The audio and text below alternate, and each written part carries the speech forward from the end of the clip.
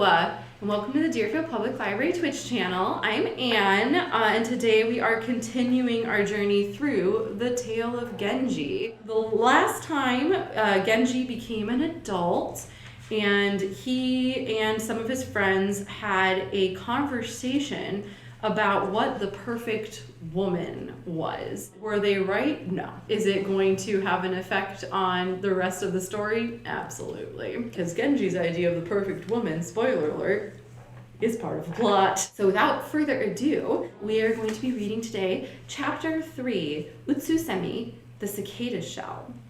Utsusemi means the cast-off shell of a cicada. In this chapter, Genji continues pursuing the woman whom he sought vainly to tame in the last, and again she flees, shedding a gown as she does so, like a cicada. It's all there. Genji picks it up and sends her the poem, "Underneath this tree where the molting cicada shed her empty shell, my longing still goes to her for all I know her to be." She writes as a private comment on his letter, "Just as drops of dew settle on cicada wings concealed in this tree, secretly, oh secretly, these sleeves are wet with my tears." So she's secretly into it. All right. Genji could not sleep. "No woman has ever so rejected me," he said. "Tonight at last I have learned that to love means to suffer, and I doubt that I can survive the shame of it very long." The boy lying beside him wept. Oh yeah, I forgot. Like, he basically got the brother of the young brother of the girl who he liked to be in his employ so he could secretly send her letters. Genji thought him very sweet. Small and slender to the touch, with quite short hair, he resembled his sister, which was probably why Genji found him so pleasing. Genji knew the spectacle he would make if he insisted on looking for her, so he spent the night instead heartily condemning her, asking less of her brother than usual, and left while it was still pitch dark. The boy was very sorry and disappointed for him. She too had her bitter regrets, but from him not a word. Perhaps he had learned his lesson, but still it would be cruel of him to give up now, though there would be trouble unless he stopped his reprehensible behavior. Surely, she thought, it was time to put a stop to this when she could, but she often found herself lost in anxious musings. The exasperated Genji did not see how he could break it off now, nor did he like to play the fool. "She is cruel and she is hateful," he kept saying to her little brother, bad person to tell this to. "But I have lost every struggle to drive her from my mind. I cannot bear it. Find a good time and arrange somehow for me to talk to her." The boy hardly knew how to do this, but he was pleased to have Genji ask it of him. He was on watch for an opening in his childish way when the governor of Ki went down to his province, and so late one day when dusk shrouded the lover's path and the women of the household were relaxing alone, he took Genji to the house in his own carriage. Genji worried about what might come next, since the boy was so young, but he could not contain himself, and he rushed off, plainly dressed, to get there before they locked the gates. I would like to remind everyone that Genji's 17 in this, so I think we not to excuse his behavior, but one, it's pretty clear that, so in Japanese culture at this time, the woman could not show she was interested. It was considered bad taste to be interested. So it made it really hard to tell whether or not someone really liked you. And as far as we can tell from Murasaki Shikibu, she's actually into it. She's just I cannot, but I must. And they're also teenagers. That makes it make sense a little too. The boy guided the carriage in through a deserted entrance and had Genji alight. Fortunately, the watchman almost ignored him since he was a child, and they said nothing.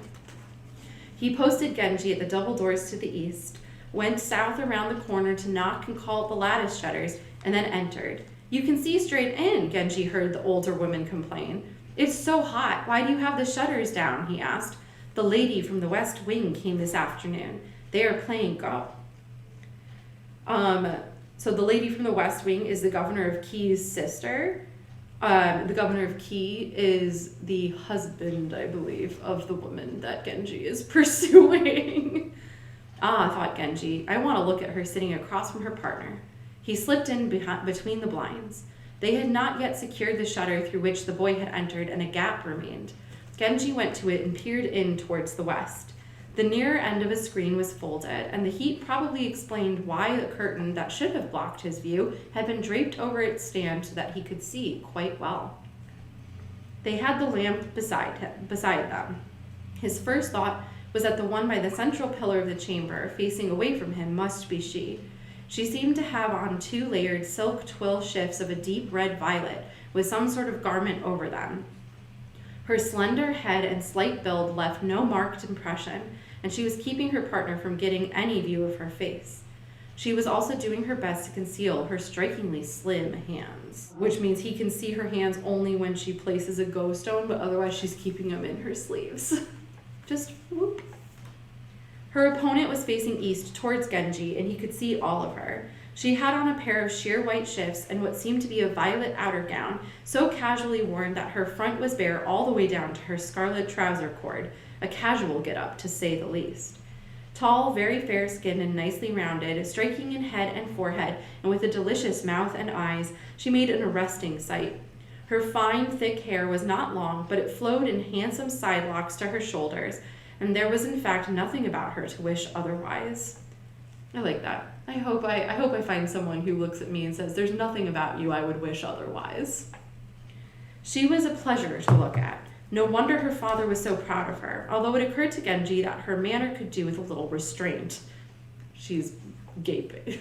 But she doesn't know there's a guy watching her, to be fair. As a reminder, we support women's wrongs here.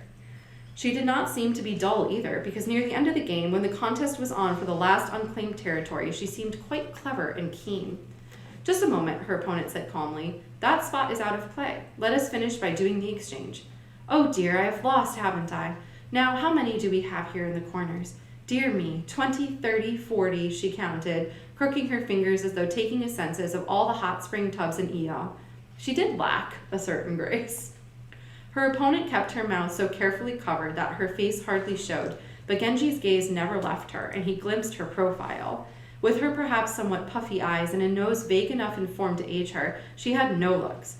Not to put too fine a point on it, she tended towards the plain, but her exquisite manners made up for it, and she obviously had more to her than her prettier partner.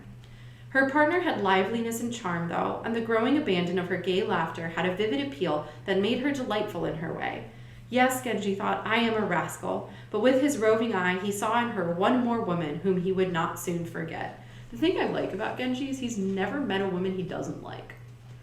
Every single woman, like, he's like, yeah, okay, she's plain, but, like, she's so graceful, amazing. He loves all women. So I'm like, even though he is kind of a rascal and he, like, you know, has a roving eye, I'm like, well, at least he's always like, they're all beautiful. They're all good ladies. The others he knew never let themselves go, all he ever saw being an artful expression on an averted face, and he who had never before spied on women going about their daily lives would have liked to watch these two forever, despite his guilt at having them in plain view without their knowledge. But her little brother was coming, and he stole away.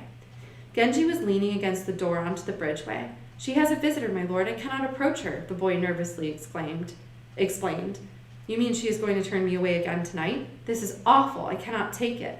Oh no, my lord. I shall manage something once the visitor has gone.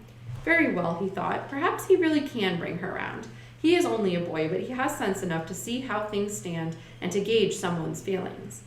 The game of Go seemed to be over, for they heard a rustle of silks and the sounds of people leaving.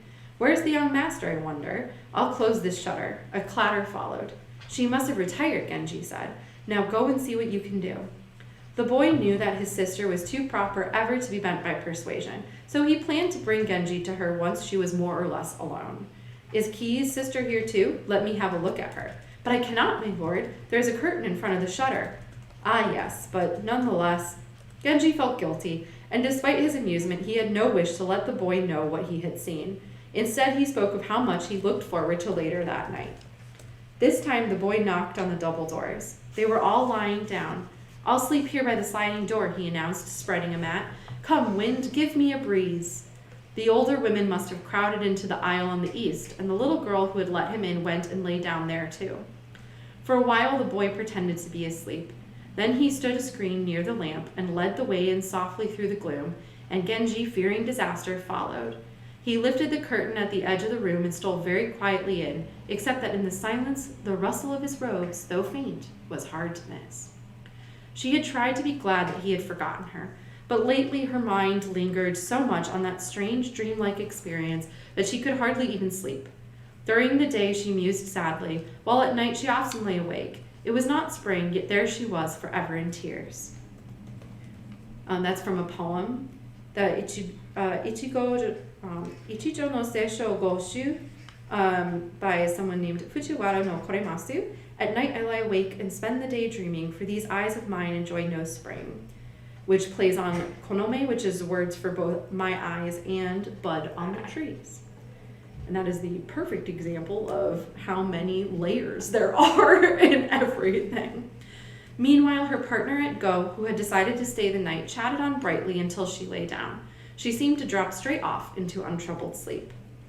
The boy's sister looked up when the rustle and the rich fragrance reached her, and through the darkness she saw movement past the garment draped over the crossbar of the standing curtain. Never pausing in her horror to think, she rose and silently slipped away, wearing only a gossamer silk shift. This isn't going to go wrong at all. In he came, and to his relief he found her lying alone. Two of her women were asleep outside on the level below. When he drew the cover aside to join her, it seemed to him that there was rather more of her than he had expected, but even so the truth never dawned on him. What alerted him in the end was the strange soundness with which she slept, and despite his shocked recoil, he understood that if this young woman ever guessed his mistake, she would be hurt and he would look a dunce. Never mind now pursuing the lady he had come for, because she would only evade him again and think him a fool for trying. But if this is that pretty girl in the lamplight, he decided, then so be it, which was no tribute to his seriousness of character. Yeah, not really good look for you, Genji. At last she awoke in dismay and surprise, and she seemed frightened too, but she gave no sign of deep or upsetting alarm. Her inexperience encouraged playful compliance, and she kept her head. Genji preferred not to say who he was, but he knew that once she began to wonder what he had been doing there, her conclusion, which to him would not matter, might damage that cruel woman who so fiercely protected her name, and he therefore gave her a smooth explanation of just why that taboo had brought him here again and again. Anyone with a little wit would have seen through him, but for all her forwardness, she was too young to understand. He did not dislike her, but he saw nothing in her to attract him either, and he remained preoccupied with his tormentor's maddening behavior. Where could she be hiding? She must think him a perfect idiot. Few women were so intractable, and he wished that he could turn his thoughts elsewhere. Meanwhile, the young woman's youthful innocence so touched him that despite his reservations, he pledged her his love with a great show of feeling. People used to say that it is more romantic to stay the way we are now than to make everything public, he intoned. Hey, lady I wasn't expecting to see, did you know it's like super hot to keep secrets? Love me then as I love you. After all, we have reason to be discreet, and you know I am in no position to do as I please. It also hurts me to imagine how some people might disapprove. Please be patient and do not forget me. It is so embarrassing to think how the others would feel if they knew, she guilelessly replied to this string of platitudes. I cannot write to you. Of course it would be disastrous if anyone were to find out, but we can keep in touch through our little privy gentleman, pretend that nothing has happened. With this he left her, collecting on his way a sheer ground that she must have shed in her flight. The boy was asleep nearby, and he awoke easily when Genji roused him, having been anxious when he lay down about how things might go.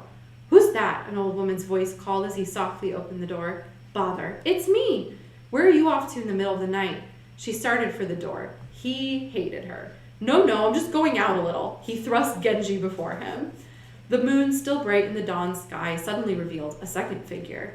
Who's that with you? The old woman said. It must be Mimbu. You just go up and up, Mimbu, don't you? The woman she thought he had with him was always being teased about her height. And in no time you'll be just as tall as she is, she muttered, emerging through the door. He thought he was in for it, but he could not very well push her back in. Genji flattened himself against the door onto the bridgeway to hide. Were you waiting on her ladyship yesterday evening? The old woman came straight up to him. I've been lying down in my room with a bad tummy ache that started the day before yesterday, but she called me anyway because she wanted more of us with her, so last night I went after all, and it was too much for me. Without pausing for an answer, she groaned, Oh, it hurts, I'll talk to you later, and off she went. At last, Genji managed to leave. The knight must have taught him properly that gadding about like this was a perilous folly. He returned to Nijou with her little brother riding in the back of his carriage and described what had happened, ruining his trust in one so young and snapping his fingers in irritation at her perverseness. The boy was crushed and said not a word. She seems to hate me so much that I too am disgusted with myself, Genji pursued his complaint. Why, when I write, will she not at least give me a civil answer? I cannot get from her even the courtesy she extends to the EO deputy. Still, he put her gown under his robe for the night. Weird move. He had her brother lie beside him and talked on, now about the injury he had suffered, now about the intimate concerns of their own. You're very nice, he said gravely, but that sister of yours is so hateful that I may not be able to go on liking you. The boy was miserable. It's just a horrible thing to say to a child. That is a child, Genji. A child. For a time, Genji tried unsuccessfully to sleep. Then he called hastily for an inkstone and wrote on folding paper, more in the manner of writing practice than of a proper letter. Underneath this tree where the molting cicada shed her empty shell, my longing still goes to her, for all I knew her to be. Her brother put it in the front fold of his robe and took it to her. Genji did not like to imagine that other young woman's feelings, but after considering the matter, he sent her nothing. He kept the gown, which was redolent of her, next to his body and sat contemplating it. The boy's sister was waiting for him when he reached the house, and she gave him a piece of her mind. Look what you did. I may have managed to cover it up somehow, but nothing can be done about people's suspicions. You have me in a fine fix. And what on earth can he be thinking of the childish way you botched this? Her brother, caught painfully in the middle, brought out Genji's letter nonetheless. She took it and read it after all. That cicada shell she had shed, she wondered anxiously whether it had been salty like the Issei fishermen's, and she sank into confusion. So this was her fearing that her gown smelled of perspiration. She thinks of Gonteshu 718 by Fujiwara no Koremasu, written when the poet sent for a robe that he had left at a lady's house. He worried she might have found the robe forgotten by the Issei fishermen a little salty. And she sank into confusion. As for the young woman from the West Wing, she had no one in whom to confide, so she went back there in shame and sank into secret gloom. She waited anxiously while the boy roamed about, but he brought her nothing. Although she could hardly know just how badly he had behaved, she must still have suffered a degree of wounded pride.